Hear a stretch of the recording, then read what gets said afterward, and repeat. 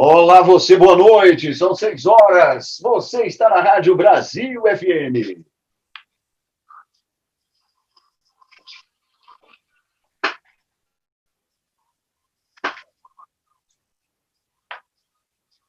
Olá, eu sou Elton Becker e a partir de agora você acompanha uma entrevista especial com o ex-presidente Lula. Falamos direto dos estúdios da Rádio Brasil FM e aqui comigo a minha colega jornalista e querida Aline Ferraz, que veio especialmente para nos acompanhar nesta entrevista especial e inédita. Boa noite, Aline. Seja muitíssimo bem-vinda. Boa noite, Elton. Muito boa noite para você que nos acompanha neste momento histórico para esse Food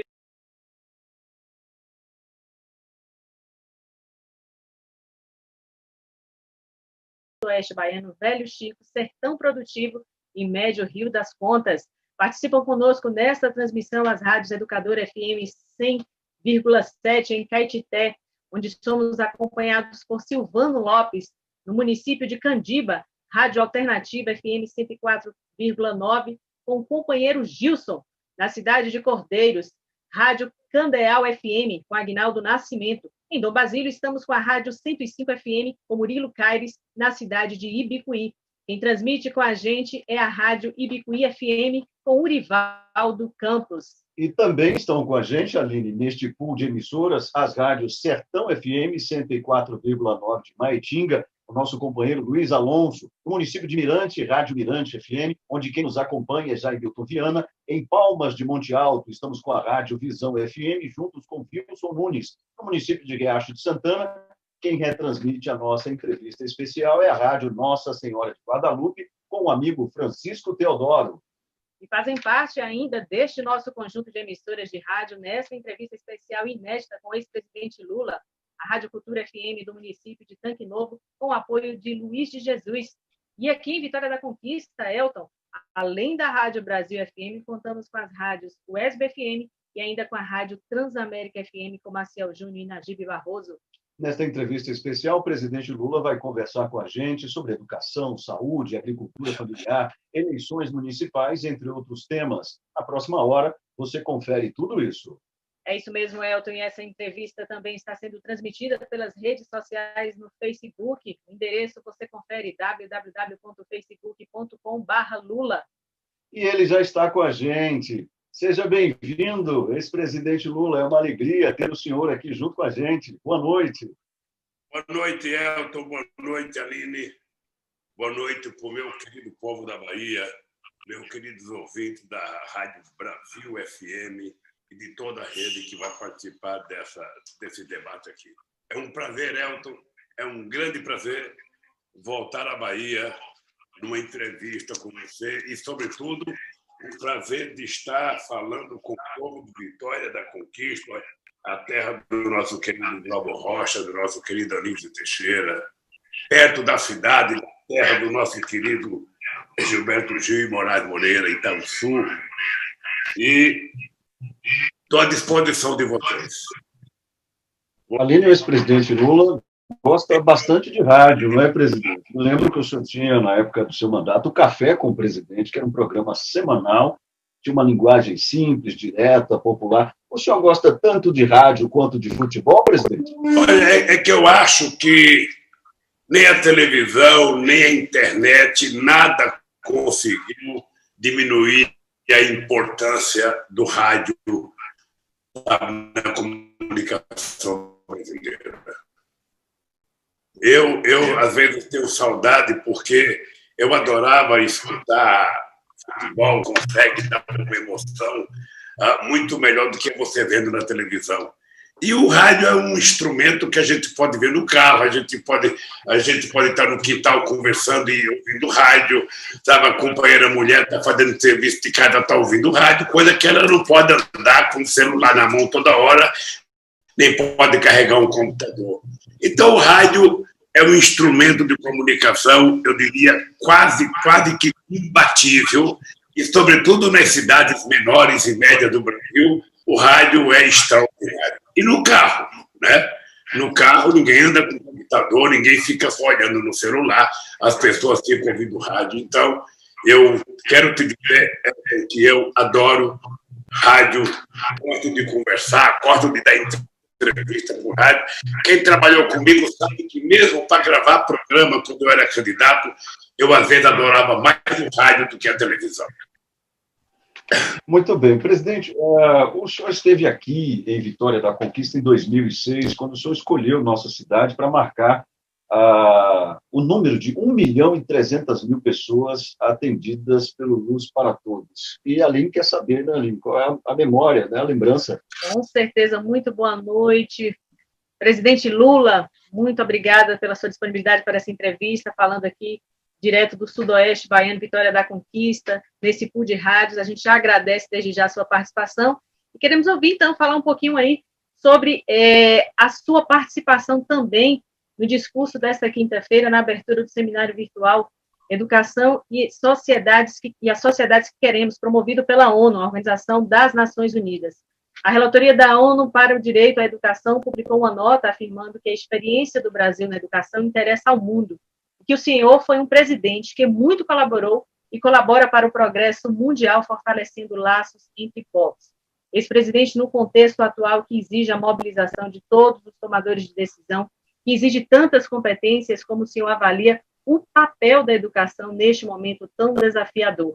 E aproveitando o tema da educação, como o senhor também observa os cortes propostos pelo governo Bolsonaro ao orçamento do Ministério da Educação, e que neutraliza os ganhos do novo Fundeb, que foi instituído em 2006, no seu mandato.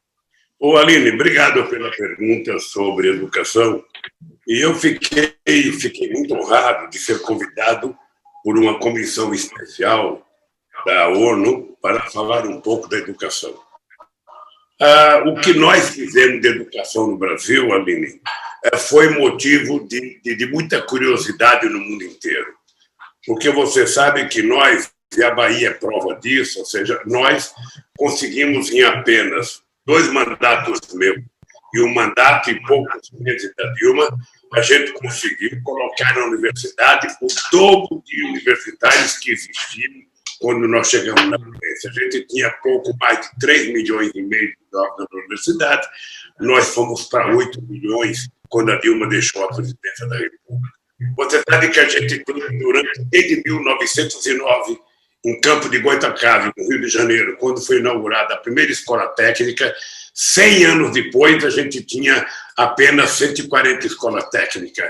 Ou seja, o meu governo da Dilma conseguiu fazer mais 430 escolas técnicas. Ou seja, nós fizemos em 13 anos o que não foi feito, sabe, num século no Brasil.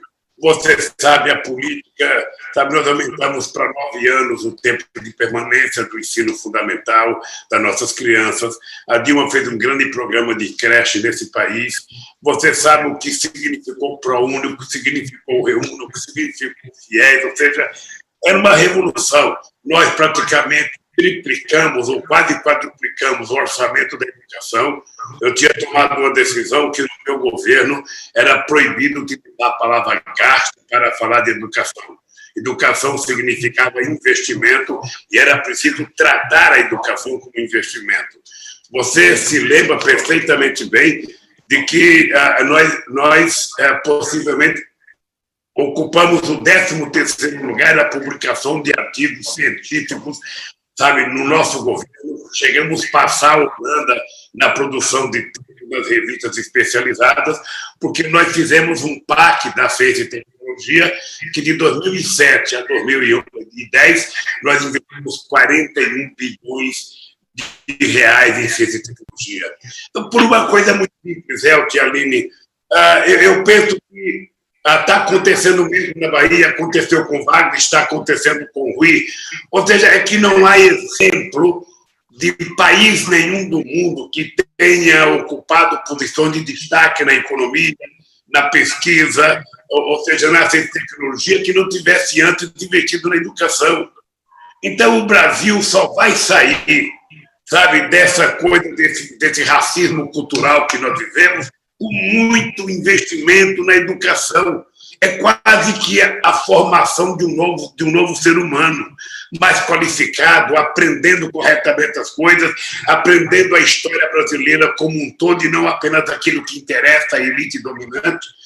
porque nós somos um país em que a história é contada só por quem vence. Parece que não tem derrotado, ou seja, você não tem contada com muita no livro didático das escolas o que significou a revolta dos malês, o que significou a independência do Brasil, o que significou o Zumbi dos Palmares. Sabe, essas coisas quase que não são lidas, ou seja, existem poucas coisas, agora sim começa a ser produzido muitas coisas. Por isso que a educação, para mim, é muito importante.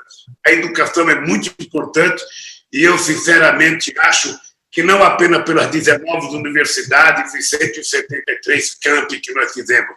É preciso fazer muito mais universidade, muito mais escolas técnicas, é preciso investir muito mais na educação e no ensino fundamental para que a gente tenha uma sociedade altamente bem formada, bem educada e uma sociedade, eu diria, bem politizada, conhecendo bem o que são os seus direitos e conquistando sua plena cidadania. Você está ouvindo uma entrevista especial com o ex-presidente Lula. Nós estamos falando de Vitória da Conquista e esta entrevista está sendo transmitida para vários territórios de identidade da Bahia, o Sudoeste Baiano, Médio São Francisco, Velho Chico, Sertão Produtivo, Médio Rio das Contas. Estamos aqui na região de Anísio Teixeira, de Glauber Rocha, de Afrano Peixoto, de Zu Campos e de Elomar Figueira. Presidente, há alguns dias, o Núcleo de Educação e Cultura do PT no Congresso Nacional, que é coordenado, inclusive, aqui pelo nosso deputado Valdenor Pereira, aqui da nossa região, debateu os protocolos possíveis para o retorno às aulas e este evento apontou que o retorno às aulas deve acontecer, mas não neste momento. E o senhor presidente, o que o senhor acha? É hora de voltar às aulas agora? Lelto, já que você falou no Valdenor, eu quero dar os parabéns pelo trabalho do Valdenor. Quero cumprimentar o nosso querido Zé Raimundo, nosso ex-prefeito e futuro candidato a prefeito, se Deus quiser, futuro prefeito. E quero cumprimentar uma pessoa muito importante para o PT e para a Vitória da Conquista, que é o nosso ex-prefeito Guilherme, que foi uma figura extraordinária que mudou a geografia política da cidade de Vitória da Conquista.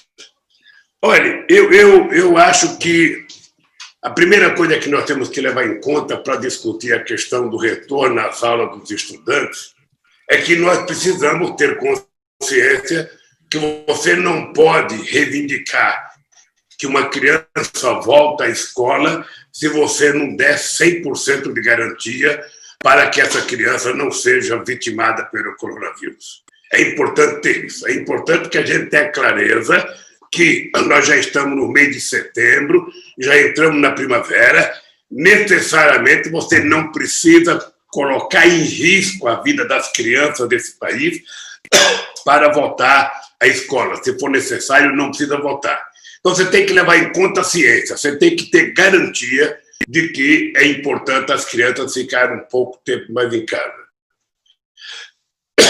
A segunda coisa que você precisa ter é conversar com a família. A família tem que ter, sabe, a autoridade para dizer: eu quero que meu filho volte, eu não quero que meu filho volte na escola, porque é o seguinte: você pode recuperar um ano letivo, mas você não pode recuperar uma vida perdida. Então é importante levar isso em conta também. E também levar em conta os educadores brasileiros. Ou seja, se você tiver capacidade de colocar a ciência, os educadores e a família junto, você pode tomar uma decisão soberana de que é mais prudente para o futuro do Brasil a gente garantir que as crianças fiquem se preservando do coronavírus em casa e não precisam correr da escola, porque eles têm muito tempo pela frente para recuperar esse ano perdido na educação. É apenas uma questão de prudência. Eu não sou educador, eu não tenho filho na escola nesse momento, mas eu não quero, então, ser o palpiteiro, eu quero apenas pedir prudência. É melhor a gente perder um ano na escola do que perder a vida. O ano a gente recupera e a vida a gente não recupera. Por isso, os pais têm que ser ouvidos, a ciência tem que ter a palavra final e os educadores têm que ser ouvidos. Essa é a minha posição. Gente, vamos falar agora, continuar falando um pouquinho mais sobre saúde. O governo atual já perdeu 2 ministros da saúde em plena pandemia do novo coronavírus e segue até o momento sem nenhum nome oficial para assumir de forma definitiva o cargo. O governo que nega a ciência e ignora as orientações da Organização Mundial da Saúde, corta investimentos e destrói programas essenciais para a garantia de saúde e da vida da população. Como que o senhor avalia a gestão dessa pandemia no Brasil atualmente e, sobretudo, neste momento, em que o país continua sem ministro da Saúde definitivo e a gente enfrenta uma crise de saúde, mas também uma crise na economia? É isso mesmo, presidente? Aline, veja, nós vivemos uma crise sanitária sem precedentes. E uma crise sanitária que não é só brasileira, é uma crise mundial, mas o Brasil teria tido, sabe, a obrigação de ter evitado que nós já tivéssemos mais de 138 mil mortes. O Brasil poderia ter evitado que muitas dessas pessoas estivessem vivas. Ora, o que aconteceu é que nós temos um governo que tratou a pandemia com irresponsabilidade. O Bolsonaro não acreditou na gravidade do coronavírus, o Bolsonaro não acreditou na palavra da ciência, o Bolsonaro não acreditou na palavra da rede médica espalhada pelo Brasil afora, o Bolsonaro não acreditou no bom senso das pessoas que queriam salvar a vida no Brasil, e o Bolsonaro passou até a receitar remédio, a indicar remédio pelo seu, sabe, Twitter e pelas falas na televisão. Ou seja, é quase que um comportamento de alguém em estado de insanidade. Alguém que não quer acreditar na verdade. Alguém que não quer acreditar na ciência. Alguém que não gosta das pessoas, porque um presidente da República ele tem que tratar o seu povo como sua família. Ele tem que gostar de cada um. Ele não tem que odiar ninguém. Então, obviamente, que o que ficou provado nessa pandemia, Aline, é que se não fosse o Sistema Único de Saúde, que foi tão desprezado desde que foi criado pela Constituinte em 1988, ou seja, a gente teria passado uma situação muito pior do que nós passamos. Graças a Deus, o SUS mostrou, sabe, que funciona. E, graças a Deus, a gente tem milhares de pessoas que trabalham na área da saúde, sabe, enfermeiros, médicos que foram abnegados e que, na verdade, desprezando as orientações oficiais da presidência, cuidaram, fazendo um esforço imenso para salvar muitas vidas. A segunda coisa, Aline, é que nós não tivemos ministro da Saúde. Tivemos um Mandetta no primeiro momento, que até antes ele criticava o SUS, mas ele terminou numa posição boa no Ministério da Saúde. Ele saiu porque não concordava com o Bolsonaro querendo dar receita para o povo na avenida lá em Brasília. Ou seja, aí colocou um médico que tinha uma formação de oncologista, mas a experiência dele era de fundo de investimento na área da oncologia, e você agora tem um general que não entende nada de medicina. É lamentável, é triste, e ainda um presidente da República que resolveu brigar com os governadores que estavam tentando fazer o melhor possível, porque foi o consórcio do Nordeste que deu um pouco de vida, de esperança para o povo brasileiro, de que nós tínhamos alguém cuidando do povo brasileiro. Por isso eu quero parabenizar o nosso governador Rui Costa pelo papel que ele exerceu na presidência do consórcio e dizer para você, lamentavelmente, nós não temos ministro da Saúde. Nós temos um general que não entende de medicina, que não entende da pandemia. Era melhor que a gente tivesse um gabinete de crise com os melhores cientistas brasileiros, com os melhores médicos brasileiros, orientando todo santo dia o que cada um de nós deveríamos fazer para evitar a contaminação do coronavírus.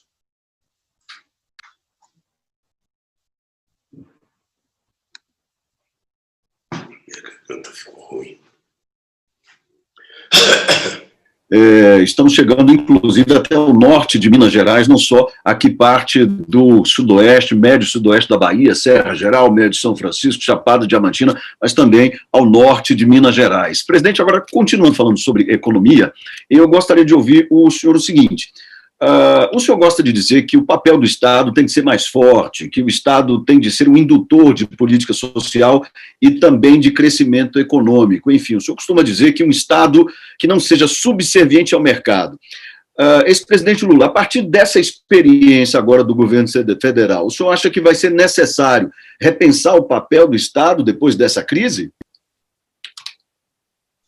Ô, Elton, eu queria, antes de responder a pergunta, dizer para você que eu estou com inveja desse vozeirão que você tem. Porque eu estou aqui com a minha voz rouca, cansada, eu acho que é de tanto falar. E eu queria dizer para você, quando veio a crise financeira de 2008 e 2009, se o Estado brasileiro não entra, a economia brasileira estava quebrada. Vocês estão lembrados que naquela crise eu disse que a crise era uma marolinha, que ela ia chegar por último no Brasil e ia acabar primeiro no Brasil, e foi o que aconteceu. Foi o que aconteceu. Você está lembrado que eu fui para a televisão fazer um chamamento ao povo brasileiro para que o povo não deixasse de consumir para a economia não parar. E tivemos um sucesso, eu terminei meu mandato, a economia crescendo 7,5%. Agora é a mesma coisa. Quem está cuidando da saúde é o Estado brasileiro, é o SUS. Se não fosse o SUS, a gente estaria no caos. Veja, eu não quero um Estado empresário, Elton e Aline, eu não quero um empresário que se meta a ser empresário. Eu quero um Estado que tenha competência de ser forte para o atendimento daquilo que o povo brasileiro precisa. O Estado tem que ser forte para oferecer educação de qualidade para o seu povo. O Estado tem que ser forte para ser indutor da região que vai se desenvolver, do tipo de indústria que nós vamos querer fazer investimento, do tipo de pesquisa que nós vamos ter que fazer. Se o Estado não tiver força, inclusive para ter uma política de crédito forte, para ajudar o pequeno e médio produtor, para ajudar a agricultura familiar, para ajudar o pequeno e médio comerciante, os microempreendedores, se o Estado não tiver força para isso, o Estado fica à mercê do mercado. E o mercado não pensa socialmente, o mercado pensa mercantilmente. O mercado pensa em lucro. Tem sido assim. É por isso que 43 pessoas nessa crise juntaram quase 170 bilhões de reais. Então, eu sou defensor de um Estado que seja forte para o atendimento das necessidades do povo brasileiro. O Estado tem que ser soberano. O Estado precisa cuidar das nossas fronteiras, seja a fronteira terrestre, a fronteira marítima e o nosso espaço aéreo. O Estado tem que cuidar da nossa floresta, tem que cuidar da nossa água. O Estado tem que cuidar do seu povo e cuidar da educação, cuidar do investimento. Esse é o papel do Estado. E, sobretudo, o Estado cuidar das pessoas mais pobres. O cara que é muito rico não deveria precisar do Estado. Se ele quer dinheiro emprestado, vai pegar lá fora. Quem precisa do Estado são as pessoas mais humildes. E nós provamos isso no meu governo. Nós provamos isso, o Rio e o Wagner estão provando na Bahia. O Estado precisa estar a serviço das pessoas que mais necessitam. É para isso que serve o Estado, é para isso que serve um prefeito, é para isso que serve um governo estadual e é para isso que serve um presidente da República. O rico tem sobrevida, o pobre não tem. A fome não pode esperar. Quem está desempregado está desesperado. O que honra um ser humano pobre é ele saber que ele tem um emprego, por conta daquele emprego ele tem um salário, e por conta do seu emprego e do salário, ele cuida da sua família, ele leva comida para casa, ele compra roupinha para o seu filho, ele compra um sapatinho, ele leva as crianças no final de semana para tomar um guaraná. É isso que é o prazer da vida que o povo humilde quer. E é isso que o Estado precisa promover. Ora, por que nós geramos 22 milhões de empregos formais quando o mundo desempregou 100 milhões de pessoas? Por que nós conseguimos aumentar o salário mínimo em 74% no nosso governo contra a queda da renda da massa salarial no mundo inteiro? Por que a gente conseguiu fazer programas como Luz para Todos? E Vitória da Conquista, a região sabe disso. Por que nós conseguimos fazer programa como a Cisterna? Por que nós conseguimos fazer programa como Minha Casa Minha Vida, que só aí em Vitória da Conquista, eu penso que foram de 14 a 15 mil casas feitas para quem ganha até 3 salários mínimos. Ora, porque o papel do Estado é atender às necessidades básicas da sociedade. E ninguém vai levar energia aonde as pessoas não podem pagar se não for o Estado. Ninguém vai levar água onde não pode pagar se não for o Estado. Qual é o empresário que quer fazer cisterna de graça para o povo pobre? Ninguém. É só o Estado que pode fazer. Eu tenho na minha cabeça, Aline e Elton, o dia que eu fui na região inaugurar o programa Luz para Todos. Eu lembro ainda minha na casa de uma mulher.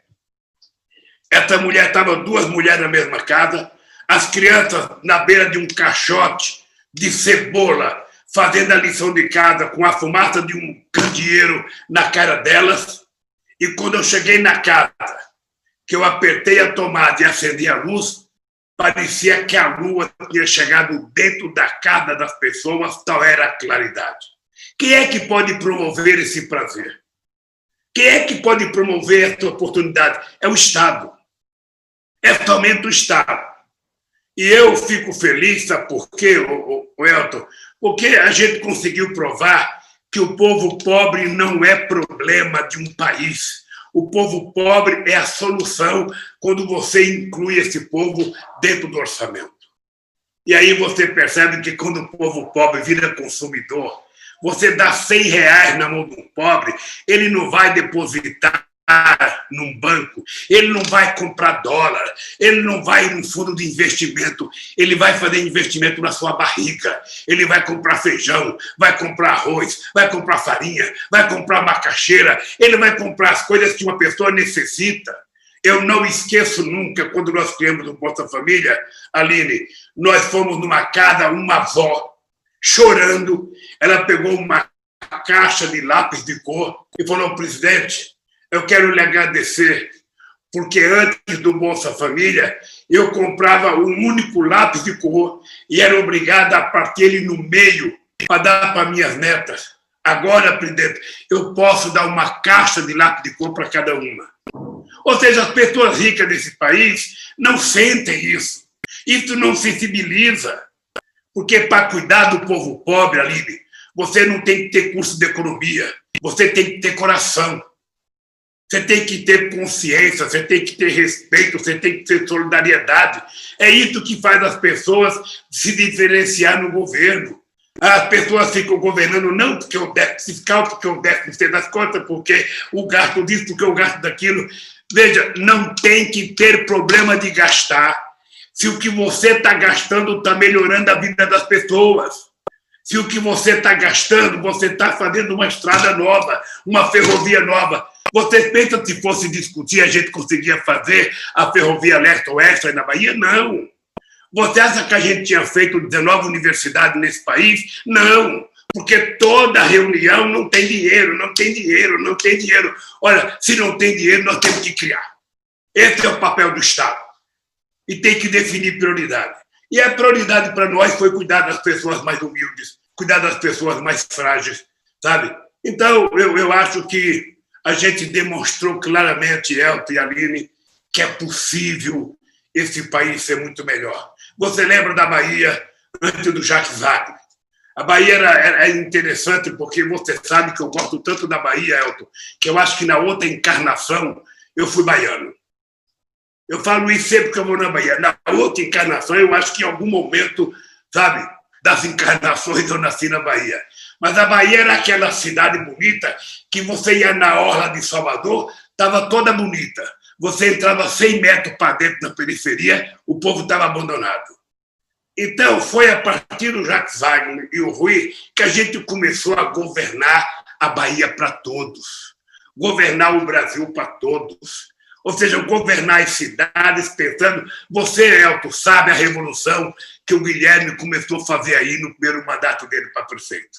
Você sabe qual foi a revolução que essa cidade sofreu com o governo do PT. É por isso que eu estou dizendo para as pessoas, nós temos que dizer para o povo que é possível fazer as coisas diferentes. É possível a gente fazer um orçamento participativo. O povo de uma comunidade tem que decidir aonde vai ser gasto o dinheiro que ele paga de imposto. Qual é a obra que ele deseja, se é uma escola, se é um campo de futebol, se é uma ponte, se é uma estrada. Ou seja, ele tem que decidir. Pelo amor de Deus, Vamos deixar o povo decidir, porque quando o povo decide, ele erra menos do que quando a arrogância e a petulância daqueles que pensam que são sábios decidem.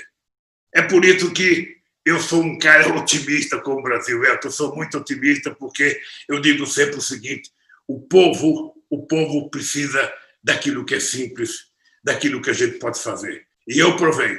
Eu digo sempre, eu não esqueço do discurso que eu fiz quando eu ganhei as eleições.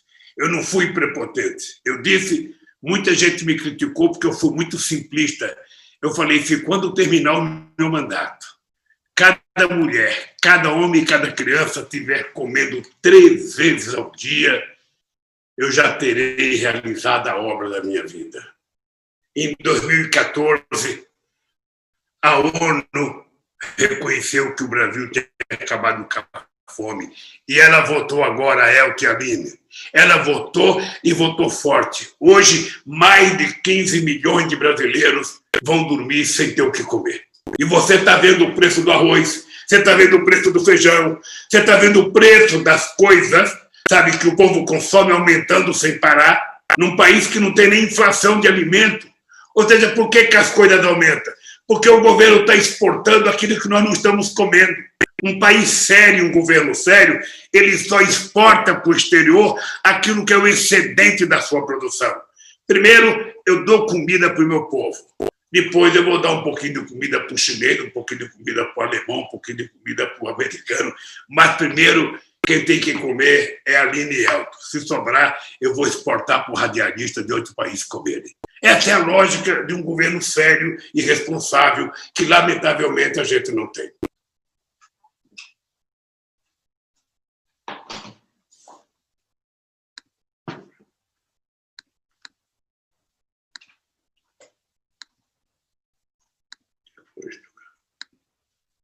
Não está abrindo o áudio. A Ação Familiar emprega mais de 1,5 milhão de pessoas na Bahia.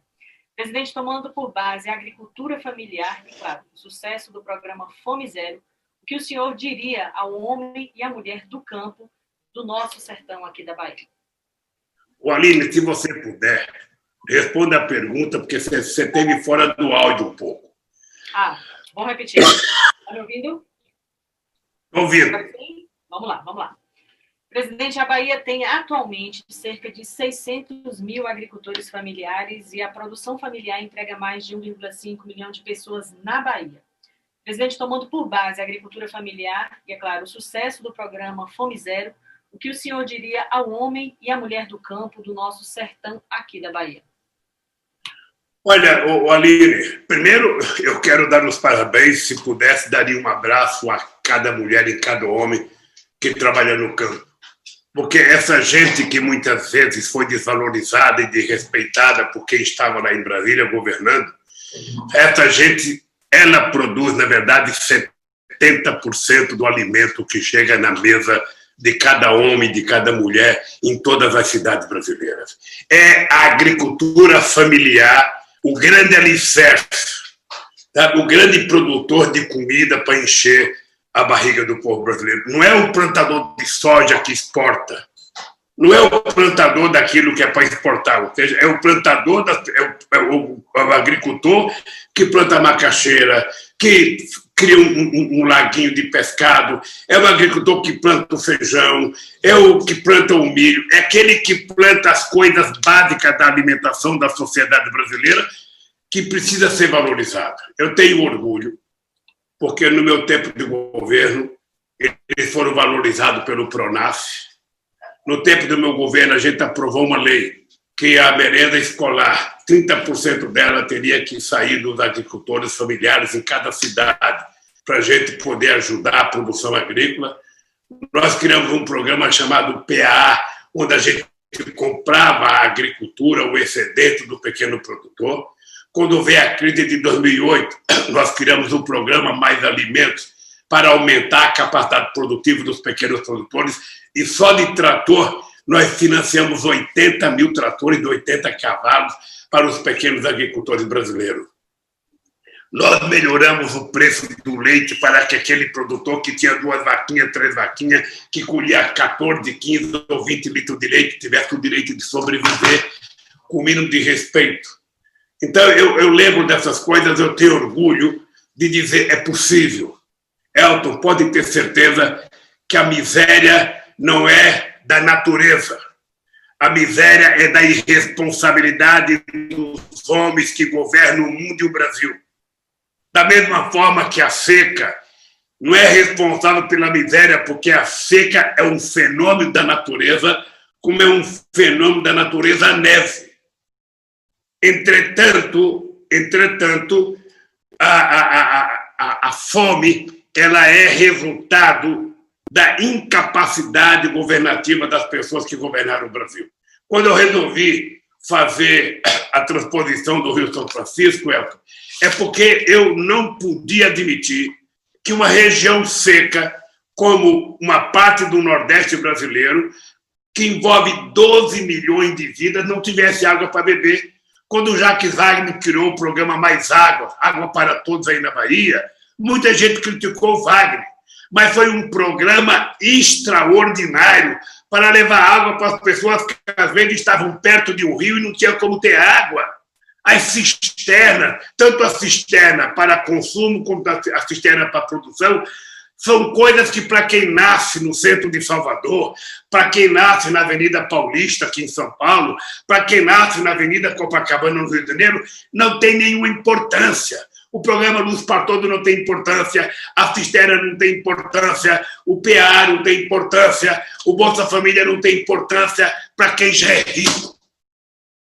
Mas para quem é pobre e sabe o que é a desgraça de não ter um emprego, sabe o que é levantar de manhã e não ter um copo de café para tomar, não ter um pão com leite, com manteiga para tomar, sabe? Não ter um bocado de arroz para colocar no fogo, sabe que o que eu estou falando é uma coisa muito séria e se a gente não resolver aquilo que é o básico da sociedade, a gente não consegue resolver o outro.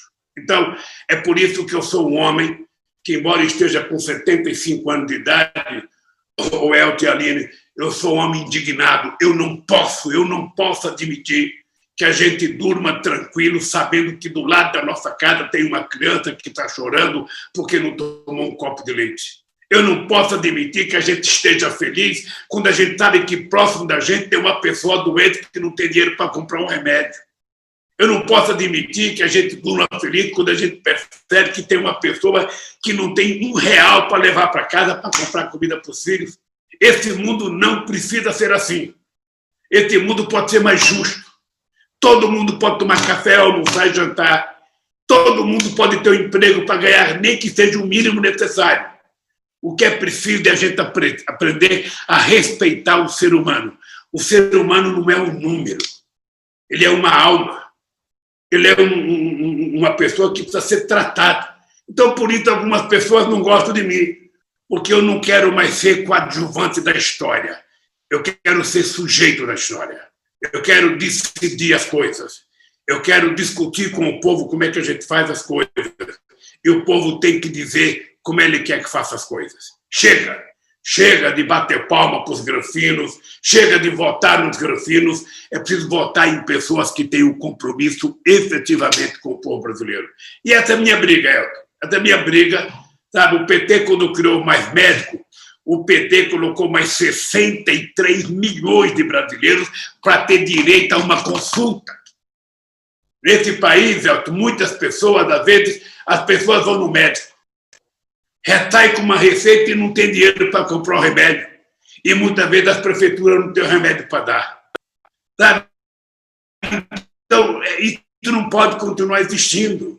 E as pessoas sabem que se tem um partido que deu uma aula nas administrações públicas, foi o nosso partido. E vocês, em Vitória de Conquista, sabem, tanto com o companheiro Zé Raimundo, quanto com o companheiro Guilherme, que nós temos competência para governar a cidade. Eu fico vendo uma cidade como Vitória da Conquista, tem 80% de coleta de esgoto e tratamento de esgoto. É o maior tratamento de esgoto de todo o Nordeste brasileiro. Porque as pessoas não gostam de fazer isso. Fazer esgoto, colocar a manilha embaixo da terra. Não, as pessoas gostam de fazer ponto para colocar faixa. Não dá para colocar uma faixa numa manilha. Mas fazendo a manilha, coletando o esgoto e tratando antes de jogar nos rios, que a gente vai cuidar da saúde e vai aumentar a longevidade do povo brasileiro. Por isso, eu sou um cidadão muito otimista, Aline e companheiro Elton. Se vocês querem saber se no Brasil tem um cidadão otimista, sabe? Aí não pense que eu tenho raiva do Bolsonaro, não, não tenho. Ele ganhou as eleições, pode ter sido um erro nosso, ganhou com base em muita mentira, mas ao invés de ficar chorando, nós temos que nos preparar. A Câmara não vai votar impeachment, tudo bem que não vote. Quando chegar daqui a 2 anos, a gente vai derrotar ele, o povo vai escolher uma pessoa melhor. Sabe? Uma pessoa que cuide do povo. Uma pessoa que não tenha preconceito. Uma pessoa que, ao invés de ficar fazendo propaganda de revólver, de rifle, faça propaganda de um livro. Sabe? Ao invés de querer melhorar a qualidade das carabinas, melhora a qualidade da escola. Ao invés de falar que bandido bom é bandido morto, sabe? Faça um sistema prisional que possa recuperar as pessoas. Porque todo mundo pode ter uma chance na vida. Então, esse país está na nossa mão. Esse país está nas nossas mãos. Em Vitória da Conquista, vocês sabem pela importância dessa cidade, que é... Eu acho que Vitória da Conquista está para a região, como São Paulo está para o Brasil. Ou seja, tudo que o povo da região quer é Vitória da Conquista. Não é isso? É lá que tem um banco, é lá que tem um comércio, é lá que as pessoas vão receber as coisas. Então, eu quero que vocês tenham Vitória da Conquista em toda a região, sabe, um desenvolvimento extraordinário. E aproveitem enquanto a gente tem um governo como o Rui Costa. Porque o povo brasileiro ouvia dizer, não, tirou a Dilma, vai melhorar, tirou a Dilma, vai melhorar, tirou o PT, vai melhorar. Todo mundo está vendo o que está acontecendo no Brasil. Todo mundo. Sabe? Então, eu estou à disposição dela. Eu tenho esperança de a Vitória da Conquista logo, logo. Eu tenho vontade de voltar, viajar ao Brasil, abraçar as pessoas. Eu adoro pegar na mão das pessoas. Eu não gosto de ficar falando por Zoom. Eu gosto de abraçar.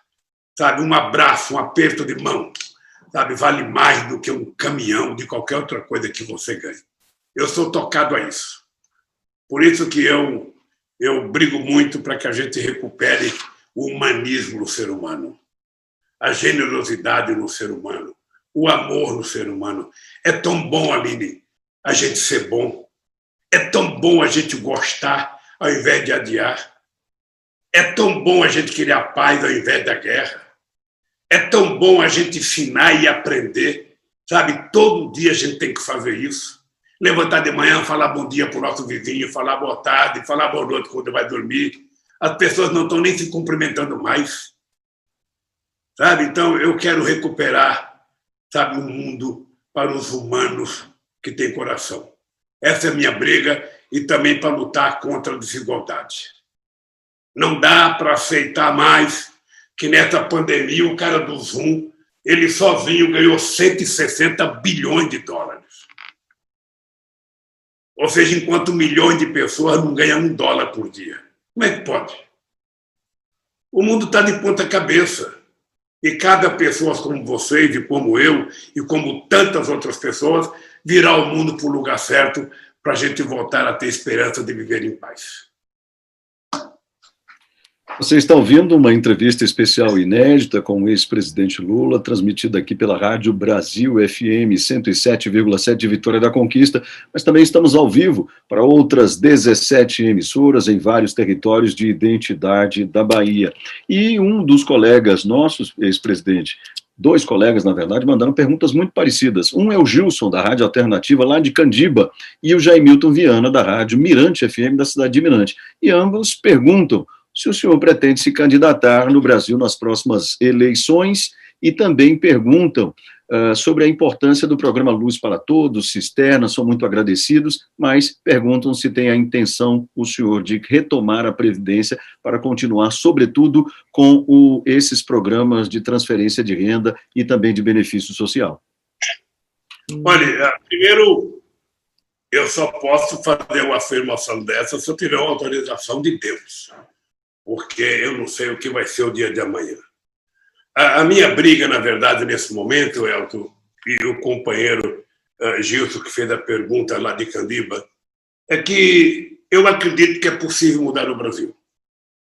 Eu sendo candidato ou não sendo candidato. O que é importante é que a gente tenha o compromisso de escolher uma pessoa que seja verdadeira, uma pessoa que tenha sentimento, uma pessoa mais humana, uma pessoa que não trata o pobre como indigente, como um número, mas que trata o povo como respeito.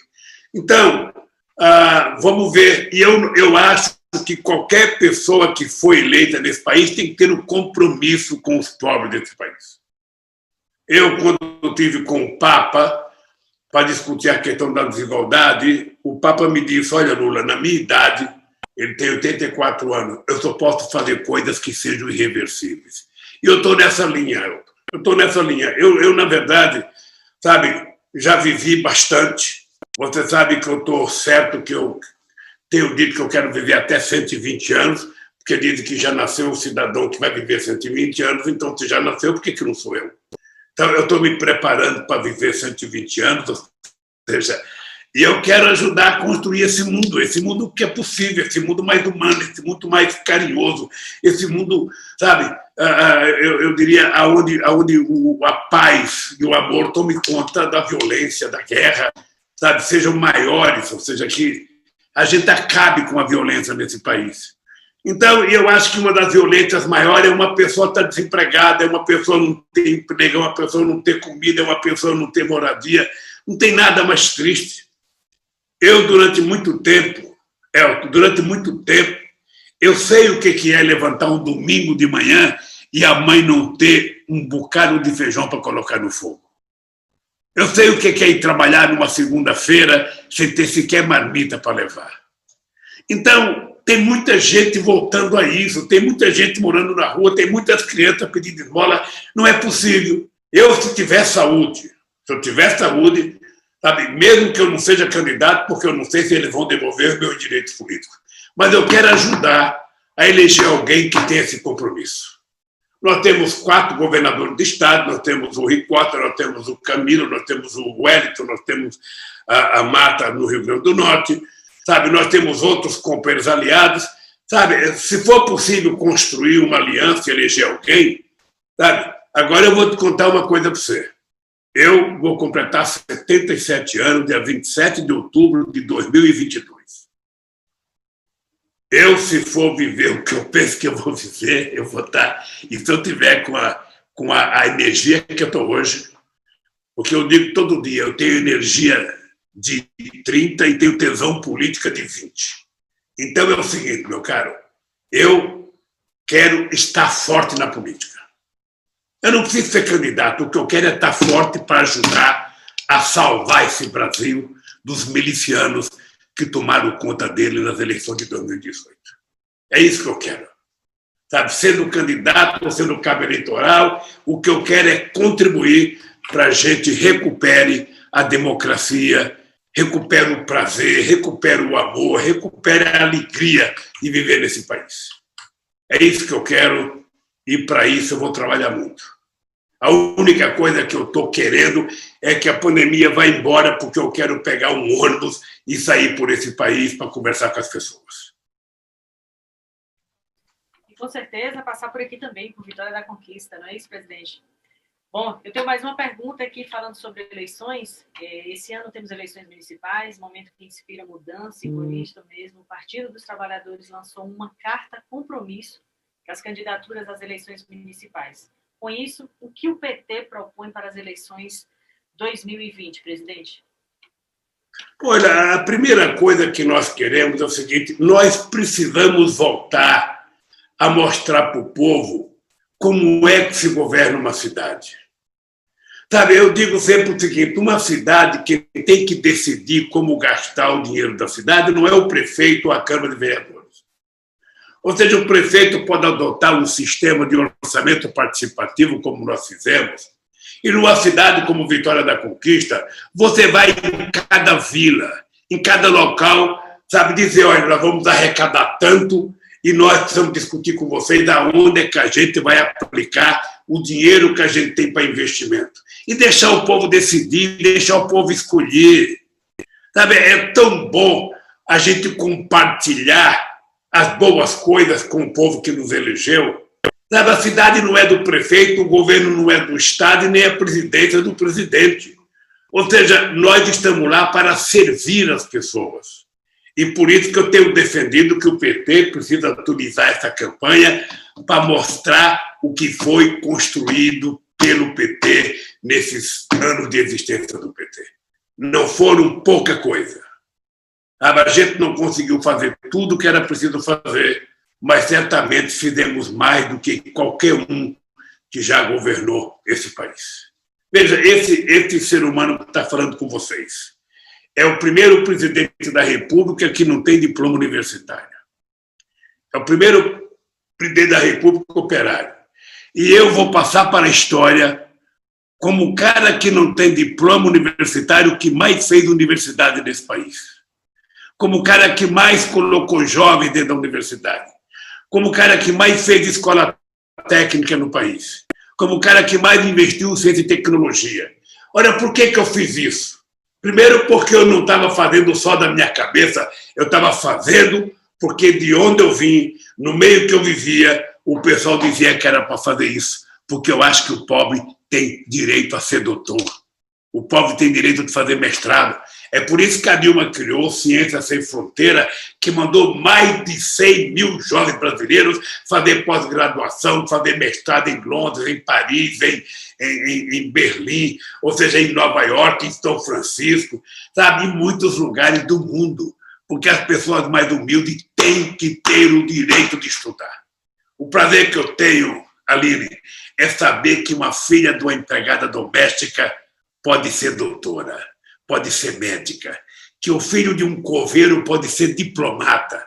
Para isso é só criar oportunidades. E é isso que nós fizemos. Nós fizemos isso, demos a oportunidade, e na hora que o povo tem a oportunidade, ele pega com as duas mãos e ninguém evita que essa pessoa cresça. Eu não sei se vocês assistiram aquele filme A Que Horas Ela Volta. Sabe? É aquilo. A filha da empregada doméstica passou no vestibular na FAAP que o filho da classe média não passou. É um pouco isso que fez as pessoas ficarem com ódio do PT. Mas o PT não retribui o ódio, o PT retribui a construção, sabe, de paz nesse país. Porque o amor é muito melhor, sabe, do que o ódio. Então, nós estamos nessa fase da vida agora de fazer com que nas eleições municipais os candidatos do PT, sabe, provem para a comunidade que é possível ser melhor, é possível fazer mais, é possível, inclusive, ajudar as cidades a se desenvolverem com projetos. Sabe, vocês em Vitória da Conquista conhecem isso. Vocês conhecem isso porque aí em Vitória da Conquista foram 20 anos de governo do PT e vocês sabem como é que essa cidade melhorou extraordinariamente no governo do PT e o povo baiano sabe, nos 2 mandatos do Jacques Wagner e nos 2 mandatos do Rui Costa, que está na metade agora, como é que a Bahia virou uma Bahia de todos. Não é uma Bahia de todos os santos só, é Bahia de todos os baianos.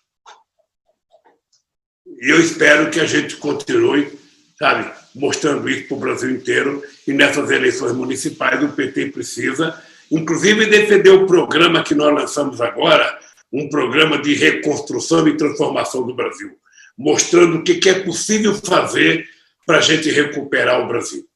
A gente não pode aceitar que o ministro da Fazenda só tenha como ideia a ideia fixa de que tem que vender Petrobras, tem que vender Banco do Brasil, tem que vender BNDES, tem que vender Caixa Econômica Federal, tem que vender Eletrobras.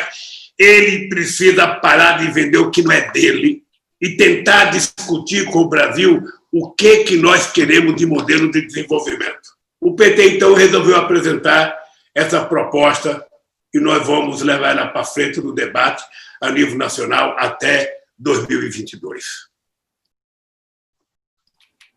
Presidente Lula, queria aproveitar a oportunidade que o senhor está aqui diante de alguém que tem essa trajetória. Eu sou filho de uma empregada doméstica, costureira, de um carregador que conseguiu chegar ao doutorado graças aos programas de incentivo do governo, mestrado em universidade pública, graduação em universidade pública e também doutorado em universidade pública. Então, eu sou um pouco dessa história também que o senhor está falando, o senhor está diante disso. Bom, para a gente encerrar a nossa entrevista, presidente, eu tenho uma pergunta para o senhor. O senhor costuma dizer que não tem mágoa, que não tem rancor diante de tudo que passou nos tribunais.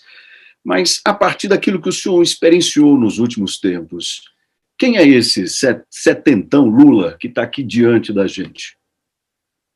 Olha, primeiro, eu sou o resultado da criação de uma mãe que nasceu e morreu analfabeta e me ensinou a ser do jeito que eu sou.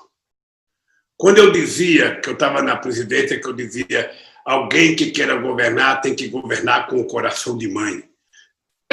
É porque não tem nada mais justo do que o comportamento de uma mãe diante dos seus filhos.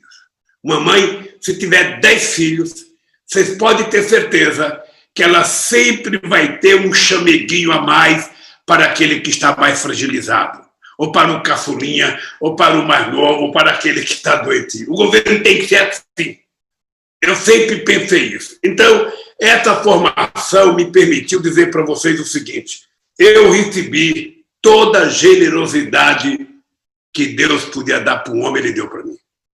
Deus foi muito generoso comigo para fazer eu chegar aonde eu cheguei. E eu recebi do povo brasileiro um voto de confiança que eu nem sei se eu sou merecedor. Porque saí da presidente da República depois de 8 anos, com 87% de bom e ótimo, 10% de regular e apenas 3% de ruim e péssimo, que era no Comitê dos Tucanos, é uma proeza de quem estabeleceu uma relação com a sociedade. Então, a gratidão que eu tenho pelo povo brasileiro, a gratidão pelo que eu tenho do povo nordestino, do povo baiano, é uma coisa que não se paga em dinheiro, se paga em generosidade, se paga em solidariedade. Então, quando eu falo que eu vou governar olhando para os mais pobres, é por isso que eu não queria que o Nordeste continuasse nas páginas de jornais, a região que mais tem evasão escolar, a região que mais tem desnutrição, a região que mais morre criança, a região que mais tem analfabeto, a região que mais tem fome. Por que o Nordeste tem que ser tudo de ruim? Que mal que fez o povo nordestino?